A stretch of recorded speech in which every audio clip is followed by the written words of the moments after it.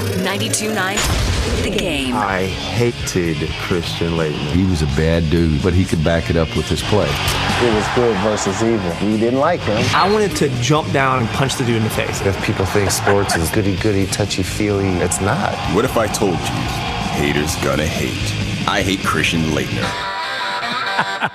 It is Dukes and Bell with John Michaels filling in today on Sports Radio 99 The Game. More on NFL free agency. Tons of crazy moves. Jimmy Graham's a Seahawk right now. Haloti Ngata has a Lion. Sam Bradford's an Eagle. All that'll be explained to you coming up. But you just heard as we come back from break, the next 30 for 30 that debuts this weekend is Christian Laettner's I Hate Christian Laettner. He's making the media rounds today. He joins us right now on the WadeFord.com hotline. Christian, former Atlanta Hawk, welcome back to Atlanta.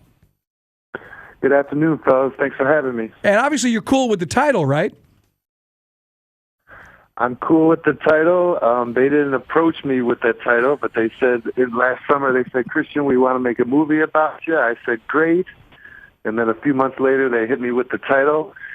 And I liked it. I laughed about it. I can understand how people might have a little bit of animosity towards me. If you were not a Duke fan from 89 to 92, you got tired of seeing us on the TV every March. You got tired of seeing my face on TV every Final Four. So I can understand where it comes from. When they approached you with that, did you have any idea that this was going to be the premise of the movie, about how people, and I was one of them included, didn't like Christian Laettner?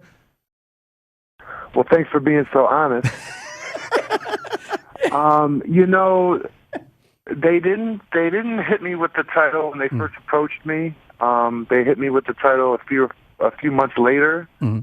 And like I told you, I understand it. I can accept it. And it's especially okay with me if I lived in a vacuum. If I lived, all by myself and nothing else affected anyone, I would be all right with the title. But I'm 45 years old now. I have children. I have a wife. I have parents. I have siblings who don't necessarily like the title. But I think there is a social commentary that people will be able to perceive and to see by the end of the movie. And something has started out of it all by itself organically on Twitter, where some of my supporters are saying things like, haters gonna hate, don't be a hater. And so that's maybe one of the good things that'll come out of it. It's a Christian Laettner with us here, former Atlanta Hawk. After he started off with the T-Wolves, join us on the WadeFord.com hotline.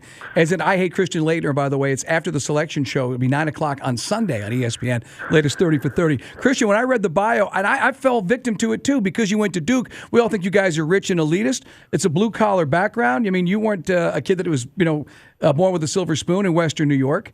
Why Duke over North Carolina, though, at the end of the day? Duke over North Carolina because Duke had not yet been to the pinnacle. If you remember in 89, Duke had not won a championship yet. Carolina already had. So I wanted to be a part of the Duke program when they got to the pinnacle and maybe won their first championship. And then another thing is that I believed in Coach K a little more because he was a lot younger than Dean Smith, and I saw the passion and the intensity in the guy. And I really loved the way he coached and how much fire he brought to the team and how much fire he brought to the coaching. And those are the two reasons that I chose Duke over North Carolina. But it was a tough decision. Mm-hmm. And when I told my mother I was going to Carolina, she cried. And I said, Ma, this is one of the best days of my life. Why are you crying? And she said, well, I love Dean Smith, and I wanted you to go to Carolina. So... And that was Dean Smith's gift. He was a great recruiter. He was great at making the parents feel like he's going to take your son under his wing and take care of him. And so that's why Dean Smith was a great coach. Christian Laettner, our guest here on the WadeFord.com hotline on Sports Radio 92.9. The Game, you went to 4 straight Final Fours. Was there a moment, though, when you got to Duke and you started playing in the ACC that you really felt the disdain from other teams? Because you guys were on TV seemingly, every Monday, Wednesday, and Saturday. Exactly, and that's the thing.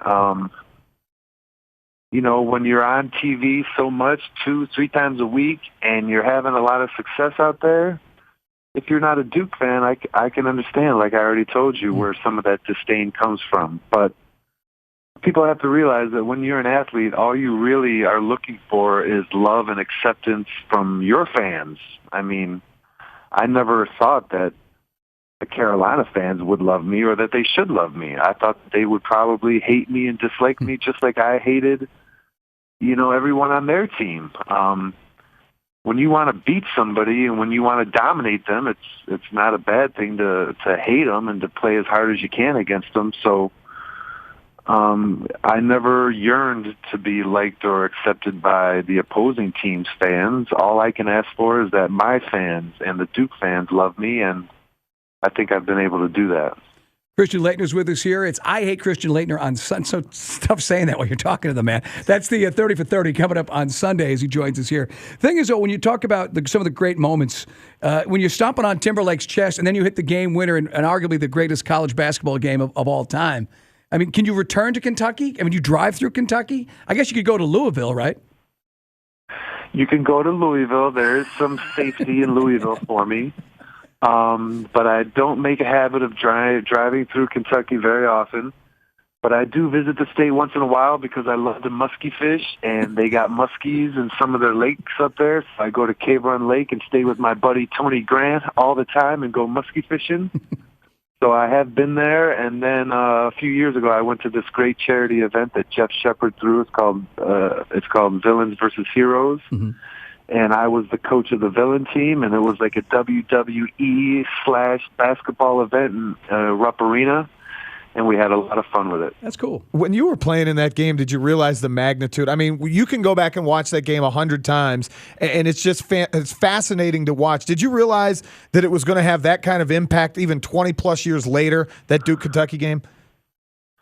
No, I didn't realize it, but after the game, when we were in the locker room, every older person in the locker room, like all our coaches, they kept coming up to us saying, "You guys don't realize how big this is and how big that game is, and Christian, it's going to go down in history and stuff like that." And, you're only 21 years old. You don't know stuff like that. You can't fathom ideas like that. So, no, at the time, I did not know that it was going to be such a historical game or a historical moment. Christian Laettner is with us here on 99 The Game. He's making the rounds, promoting the new documentary, the 30 for 30, called I Hate Christian Laettner. And we'll get back to NFL and all the stuff going on with free agency and the signings coming up. Christian, for the Duke, as far as accomplishments, to lose to UNLV the way you did and then come back and beat them the way you did in the semifinal, is that the greatest accomplishment as a Duke player? No, the greatest accomplishment is winning championships. You don't play sports to win only one game, and you don't play sports to win, to hit buzzer-beating shots. So none of those things are the things that make me the most proud. The thing that makes me the most proud is winning championships, and we were lucky enough to win 2 of those during my time, so those are the things that I cherish the most. You were part of the 1992 Olympic team, the Dream Team. What was that experience like in Barcelona to be around arguably the greatest players in NBA history or the greatest team that was ever put together?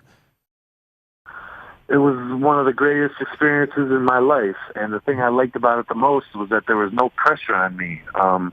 That team was going to win regardless of whether I played a good game or not, so that's why it was a lot of fun for me, and the thing that I treasured the most from that experience was that after every practice, I would grab somebody and go down to the other end of the court and play one-on-one. Sometimes it was Mullen, sometimes it was Bird, sometimes it was Patrick Ewing. And for those guys to go down there with me and share some knowledge and play one-on-one with me is just something that I'll never forget. And you also were an Atlanta Hawk, man, and you had 13 years in the NBA. Another guy you play with the Duke, Bobby Hurley. I know you probably were asked this today as you were doing all the media stuff. What if Bobby Hurley doesn't have the accident, playing back in the day in Sacramento? What would his career have been like in the NBA? I think he would have been a very good point guard for a long time. I played with him for 3 years at Duke, and he was absolutely the greatest point guard to play with because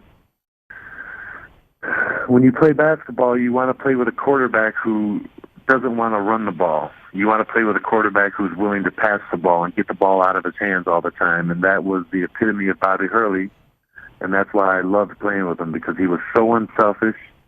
He made everybody better by his passing skills, and all I had to do was move around and catch the ball. All I had to do was simply catch the ball and lay it in, and he made me a better player. Well, we're looking forward to seeing all the stuff that's going to be part of the 30 for 30. Christian Laettner, I know you've had a busy day doing a lot of these interviews. Thanks so much for coming on in Atlanta, man. Okay, fellas. Thanks a lot. Good luck with the Hawks this year.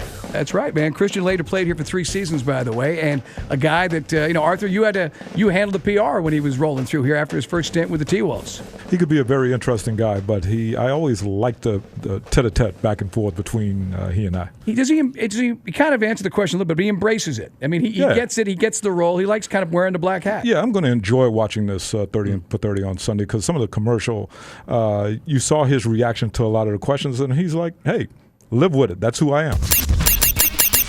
Sports Radio 92.9 The Game. Get in the game on Twitter at 929 The Game. On Facebook /929 The Game. On YouTube /929 The Game. On your phone, the free Audio Roadshow app. The website 929thegame.com. Watch the game. Watch 929thegame.com. And listen at 929thegame.com. Sports Radio 92.9 The Game.